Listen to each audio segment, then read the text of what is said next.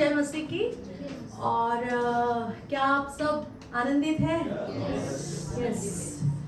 परमेश्वर के नाम को धन्यवाद कि वो कितना विश्वास योग्य है। वो ही इज सो फेथफुल कि अगर हम उसके बारे में नहीं सोचते, हम उसके बारे में हम उसे याद नहीं करते, हम दुआ नहीं करते, हम फास्ट नहीं करते, हम चाहे कुछ भी कितना भी इग्नोर कर ले, लेकिन परमेश्वर विश्वास योग्य है। जो प्रॉमिसेस उसने हमें दी है वो पूरा करना जानता है ना। जितने प्रॉमिसेस इस वचन में लिखे हुए हैं, बाइबल में जितने परमेश्वर के जितने वादे उसने लिखे हुए हैं वो सब वो पूरा करता है। ऐसा कोई भी वादा नहीं है कि जो अब तक पूरा नहीं हुआ है।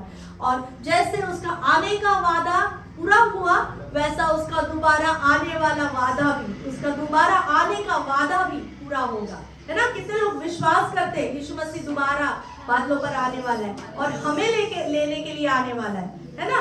तो हम इन दिनों में जैसे खुद को तैयार कर रहे हैं, बड़ा ही अद्भुत परमेश्वर ने पूरे साल भर सोचे। मैं आज सुबह सोच रही थी कि कितना जल्दी जल्दी ये साल चला गया।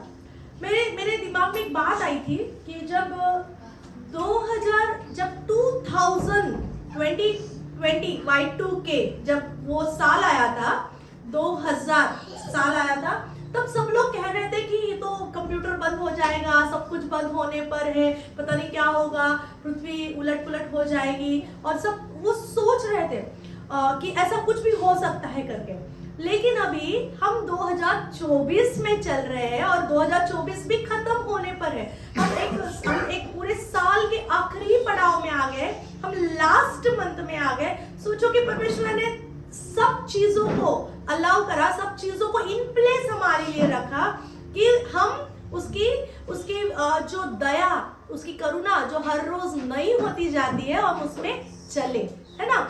तो आज जैसे हम साल के आखिरी मंथ में आ गए, अब हमें नेक्स्ट ईयर में जाना है, नए साल में जाना है। शायद आप लोग प्रिपरेशन करते होंगे, शायद क्रिसमस आएगा, फिर न्यू ईयर आएगा, तो हमें क्या कपड़े लेने हैं, हमें कई बार हम सोचते हैं कि इस बार हम ये करेंगे, घर की साफ सफाई कर लेंगे, डेकोरेशन है, काफी सारी चीजें। ये मंथ जब शुरू हो जाता है तो एक एनकरेजमेंट हो जाती है, एक आनंद आ जाता है, एक उत्साह आ जाता है कि अरे ये तो हमारा त्योहार का महीना है ना। कि ये महीना जब ये दिसंबर मंथ आ जाता है तो कई सारे प्लानिंग के साथ कई सारे सोच विचार हमारे दिमाग में आते हैं। तो इस महीने के लिए मैं आपको परमेश्वर की ओर से जो वचन आया है मैं आपको बताना चाहती हूँ। हम निकालेंगे जकरिया उसका 4था अध्याय और 7वां वचन, और हम इस वचन को एक साथ पढ़ेंगे। जकरिया नबी की किताब उसका 4था अध्याय और 7वां वचन। क्या सबने निकाल लिया? जकरिया नबी की किताब 4था अध्याय 7वां वचन हम एक साथ पढ़ेंगे। हे बड़े पहाड़, तू क्या है? जरुब्बाबेल के सामने तू मैदान हो जाएगा, और वह चोटी का पत्थर यह पुकारते हुए आएगा, उस पर अनुग्रह हो, अनुग्रह, उस पर अनुग्रह हो, अनुग्रह। Praise God. परमेश्वर पढ़े गए वचन पे आशीष दे। ये वचन ऐसा कहता है, यहाँ पर जकरिया नबी को परमेश्वर का आत्मा कह रहा है कि जरुब्बाबेल को जाकर ये कहना कि तू किसी भी बात की चिंता नहीं करना, तू किसी भी बात से डरना नहीं। हे बड़े पहाड़, तू क्या है? जरुब्बाबेल के सामने तू क्या है? आज के जरुब्बाबेल हम हैं। हमारे जीवन में अगर कुछ परेशानी है, कुछ प्रॉब्लम है, कुछ बीमारियां है, कुछ दिक्कतें हैं, कुछ कमी घटिया है, तो इसमें परमेश्वर का वचन आज हमारे पास आ रहा है कि इस महीने में हे जरुब्बाबेल, यहाँ पर वचन नाम लेकर बुला रहा है। हमारे परमेश्वर ने हमारा नाम लेकर वो हमें पुकारता है। हम सभी लोग एक अपना अपना नाम लेकर अपने मुंह से इस बात को ग्रहण करें कि परमेश्वर का वचन कह रहा है, जरुब्बाबेल को कह रहा है, आज के जरुब्बाबेल हम हैं, आप और मैं हैं, और परमेश्वर हमसे कह रहा है तुझ पर अनुग्रह हो, अनुग्रह पर अनुग्रह, केवल अनुग्रह ही नहीं, अनुग्रह के ऊपर अनुग्रह, ग्रेस अपॉन ग्रेस। हम पर अनुग्रह हुआ है। क्यों हुआ है? कैसे हम जानेंगे कि हम पर अनुग्रह हुआ है? क्योंकि हम यीशु मसीह को जान रहे हैं। आज हम परमेश्वर के भवन में बैठे हैं, यीशु मसीह के नाम को ऊंचा उठा रहे हैं। पवित्र आत्मा हमारा सहायक है। ये क्यों हुआ है? क्योंकि हम पर अनुग्रह हुआ है। और हम जो चल रहे हैं, एक बार हमने उद्धार को पाया उस वजह से, क्योंकि हम पर अनुग्रह हुआ इसलिए हम उद्धार को पाए। और अब जब हम चल रहे हैं, हम जो विश्वास में बढ़ रहे हैं, वो इसलिए क्योंकि हम पर अनुग्रह के ऊपर अनुग्रह हुआ है। तो आज ये साल के लिए हमारे लिए ये वचन जब परमेश्वर के पास से आ रहा है, हम जब और एक वचन को पढ़ेंगे, यूहन्ना रचित सुसमाचार उसका पहला अध्याय 16 वचन। यूहन्ना रचित सुसमाचार उसका पहला अध्याय और 16 वचन हम एक साथ पढ़ेंगे। क्या सबको मिल गया? यूहन्ना रचित सुसमाचार उसका पहला अध्याय 16 वचन। क्योंकि उसकी परिपूर्णता में से हम सब ने प्राप्त किया, अर्थात अनुग्रह पर अनुग्रह। हमने यीशु मसीह के द्वारा हमने क्या प्राप्त किया है? अनुग्रह के ऊपर अनुग्रह प्राप्त किया है। सबसे पहले पवित्र शास्त्र अनुग्रह के विषय में बताती है, उत्पत्ति के 6 के 8 में नोहा पर परमेश्वर का अनुग्रह था। और नोहा पर परमेश्वर का अनुग्रह था इस वजह से सारी पृथ्वी के लोग नाश हो गए, लेकिन नोहा का परिवार वो बचाया गया, है ना।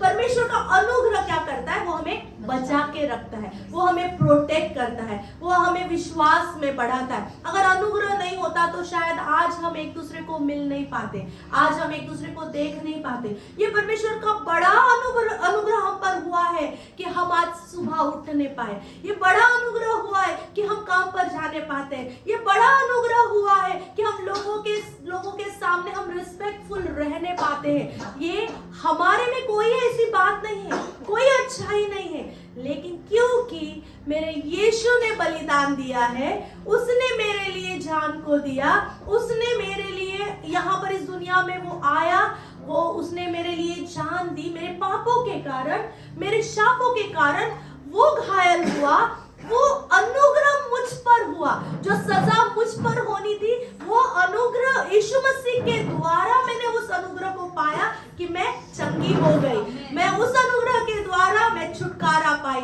उस अनुग्रह के द्वारा हम विश्वास में बढ़ते हैं और वही अनुग्रह है जो हमें यीशु मसीह के साथ उठा ले जाएगा। तो ये पूरे महीने में मैं आपको एनकरेज करना चाहती हूँ, जैसे वचन कहता है, जरुब्बाबेल को जैसे वचन कहता है कि तेरे जीवन में कितने तो बड़े पहाड़ क्यों ना हो, कितनी तो कई सारी परेशानियां क्यों ना हो, कुछ भी बड़ी सी बड़ी बीमारी क्यों ना हो, तेरे सामने कुछ नहीं है, क्योंकि तुझ पर अनुग्रह हुआ है। अगर हम पर अनुग्रह हुआ है, बोलो मुझ पर अनुग्रह हुआ है, मुझ पर अनुग्रह हुआ है, मुझ पर अनुग्रह के ऊपर अनुग्रह हुआ है ना। तो वो बड़ा अनुग्रह हमने यीशु मसीह में पाया है। यूहन्ना 1:17 हमने जो 1:16 हमने जो पढ़ा कि यीशु मसीह के द्वारा हम पर अनुग्रह हुआ है। हम जब देखते हैं कि यीशु मसीह जब बढ़े, यीशु मसीह के लिए एक वचन कहता है कि लूका रचित सुसमाचार उसका 2 अध्याय का 52 वचन कहता है कि यीशु मसीह परमेश्वर और मनुष्य के अनुग्रह में बढ़ते चले गए। जब हमें बढ़ना है, हम इस संसार में हैं, तो हम कैसे बढ़ना है? परमेश्वर के अनुग्रह में और मनुष्य के अनुग्रह में हमें बढ़ना है। इसलिए हमें अनुग्रह क्यों चाहिए? बढ़ने के लिए अनुग्रह चाहिए, विश्वास में दृढ़ होने के लिए अनुग्रह चाहिए, हमें वो बनने के लिए अनुग्रह चाहिए जिसके लिए परमेश्वर की हमारे लिए योजना है। अगर परमेश्वर की योजना हमारे जीवन में है, अनुग्रह हमें आगे बढ़ाता है, वो हमें हमारी डेस्टिनी में चलाता है। हमें जहाँ जाना चाहिए वो परमेश्वर का अनुग्रह है जो हमारा हाथ पकड़कर हमको लिए चलता है। तो आज ये पूरे महीने में परमेश्वर का अनुग्रह आप पर और मुझ पर बना रहे। परमेश्वर का अनुग्रह, अनुग्रह के ऊपर अनुग्रह। जब भी परेशानी आए अपने आप को इस वचन के द्वारा, ये जरुब्बाबेल के लिए वचन है, जरुब्बाबेल की जगह पर अपना अपना नाम लिखे, अपना अपना नाम बोले और बोले, हे सलोमी तुझ पर अनुग्रह हुआ है। अपना अपना नाम लेकर बोले, मुझ पर अनुग्रह हुआ है, मैं हारी हुई नहीं है। मैं अब जो बातें मेरे शायद पूरे साल भर में कुछ बातें रह गई होंगी, कुछ प्रार्थना के उत्तर रह गए होंगे, कुछ दरवाजे बंद हुए रहेंगे, लेकिन आज परमेश्वर का वचन कह रहा है अनुग्रह तुम पर हुआ है। अगर तुम पर अनुग्रह हुआ है, तुम्हारे लिए रास्ते खुलेंगे। अगर तुम पर अनुग्रह हुआ है, मरुभूमि में जब धाराएं बहाई जाएंगी। अगर तुम पर अनुग्रह हुआ है, तो तुम्हारे अंदर से जिंदा पानी के झरने बहेंगे। कहे कि मुझ पर अनुग्रह हुआ है। यीशु मसीह के द्वारा उस अनुग्रह को पाए, वो अनुग्रह आपको यीशु मसीह के साथ, पवित्र आत्मा के साथ संगति में लिए चलेगा। बोले कि मुझ पर अनुग्रह हुआ है। अनुग्रह के ऊपर अनुग्रह यीशु के नाम में रिसीव करें। आमीन।